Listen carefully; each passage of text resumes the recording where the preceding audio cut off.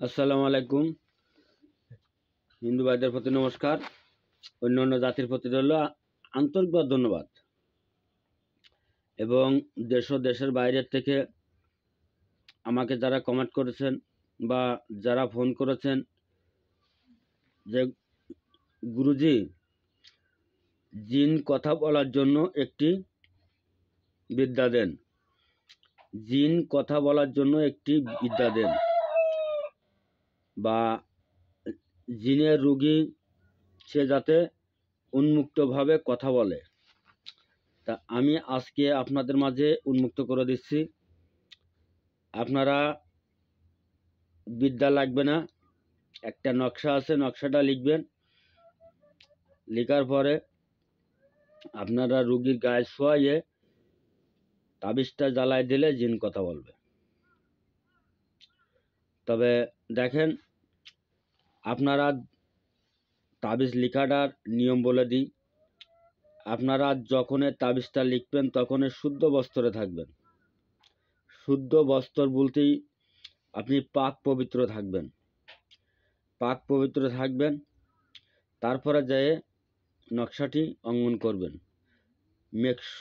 মেক্সো জাফরান কালি, মেস্কো জাফরান কালি এবং গোরচনা কুমকুম একসঙ্গে মিলিত করে তারপরে সাদা কাগজে নকশাটা অঙ্কন করিবে। অঙ্কন করা শেষ হয়ে গেল।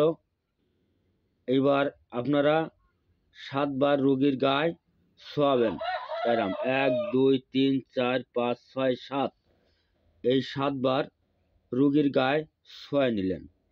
শোয়াইয়ে নেওয়ার পরে এই তাবিজটা কি করবেন, এই তাবিজটা আগুনে জ্বালিয়ে দিবেন। এবং কিসের আগুনে জ্বালাবেন এইটা তো একটা বিষয়। আপনারা কর্পূর নেবেন, কর্পূর। এই কর্পূরের আগুনে আপনারা নকশাটা জ্বালাবেন। জ্বালানোর সাথে সাথে দেখবেন ওই ওই জিনের রোগী আপনার সঙ্গে প্র্যাকটিক্যালে কথা বলবে, যে সে কোন জন্য তাকে স্মরণ করেছেন। আপনারা শুনবেন যে এই রোগীর কি হয়েছে, বলে দাও, কোথার থেকে আইছো, কি করছো, সে সব বলে দেবে।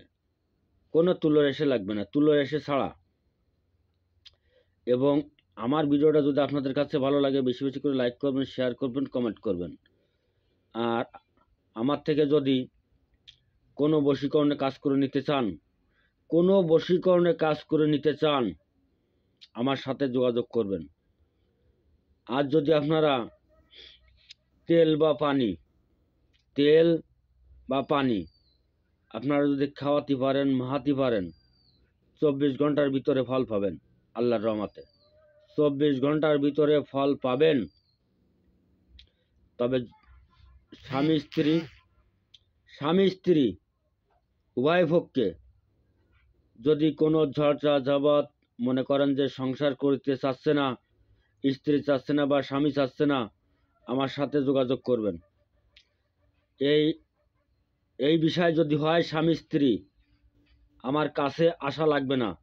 তাই যত দূর দূরান্ত থাক না কেন, স্বামী স্ত্রী সংসার করতে চাচ্ছে না বা স্বামী সংসার করতে চাচ্ছে না, এই বিষয় যদি হয়, আমার বাড়িতে আসার দরকার নেই। শুধু আমার কাছে ফোন করবেন যে গুরুজি, আমার স্বামী আমাকে সই দেখতেছে না বা সংসার করতে চাচ্ছে না, বা আমার স্ত্রী আমাকে দেখতে চাচ্ছে না বা সংসার করতে চাচ্ছে না, আমার সাথে ফোন করবেন।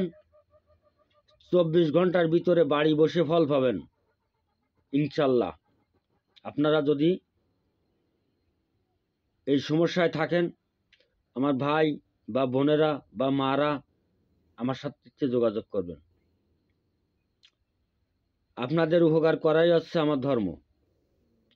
আপনাদের উপকার করাই হচ্ছে আমার ধর্ম। আমাকে যদি মন চায় 2-4 টাকা হাদিয়া স্বরূপ দিয়ে পাঠালেন। যে কোনো কাজ করতে গেলে তার হাদিয়া লাগে, তা আপনারা 2-4 টাকা হাদিয়া আমারে দিয়ে পাঠালেন, আমি কাজটা করে দিলাম। আপনারা উপকারিতা হলে আমার জন্য দোয়া করবেন।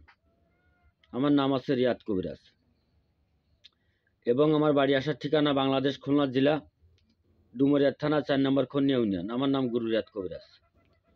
তা আপনারা আমার বাড়িতেও আসতে পারবেন বা আমার সাথে ফোনে যোগাযোগ করতে পারবেন।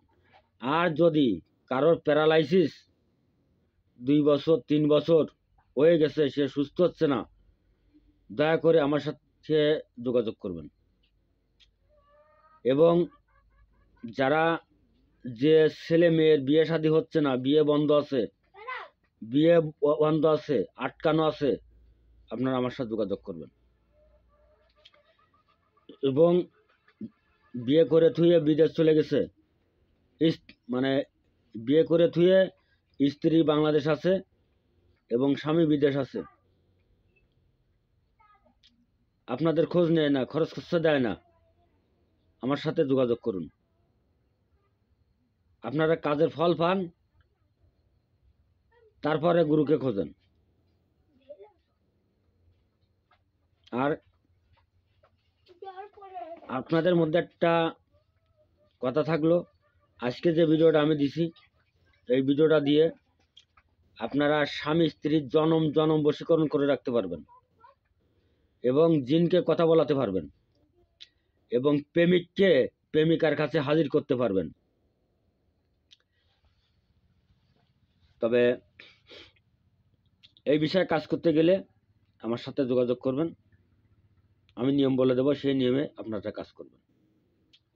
আর একটা কথা বলে দিই এই ভিডিওর মাঝে, যারা বলছেন যে ভাই আমরা শত্রুকে দুমাতে পারতেছি না, শত্রুর জন্য আমরা বাড়ি থাকতে পারতেছি না, শত্রু আপনাকে চারিদিকটা গ্রাস করে নিয়েছে, বাড়ি থাকতে পারতেছি না, আমি সেই ভাইদের বলছি বিদ্যা ছাড়া করে দেখুন একটা নিয়ম নিয়ে। আপনারা শনি মঙ্গলবারে ঠিক বেলা 12টার সময় আপনারা শ্মশানে যাবেন, যাইয়ে বাম আঙ্গুল দিয়ে এক টিপ মাটি তুলবেন, বাম আঙ্গুল দিয়ে এক টিপ মাটি তুলবেন, এবং সেই মাটিটা আপনারা একটা পাত্র রাখবেন, সেই জায়গাতে আসবেন 3 রাস্তায়, এইরাম যে 3 রাস্তার যে রাস্তা আছে ওই রাস্তায় আসবেন, বাম আঙ্গুল দিয়ে এই 3 আঙ্গুল দিয়ে এক টিপ মাটি তোলেন, একসাথে রাখেন।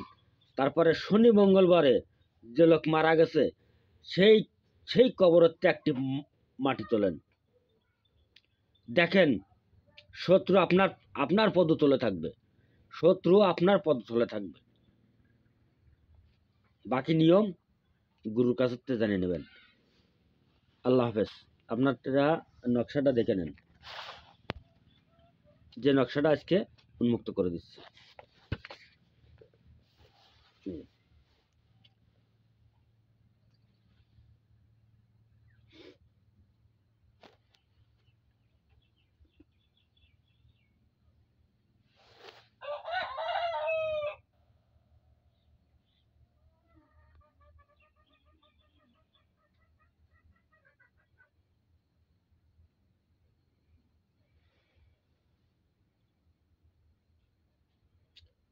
আপনাদের যাতে বুঝতে কোনো সমস্যা না হয় তার জন্য আমি এত সময় ধরে রেখেছি।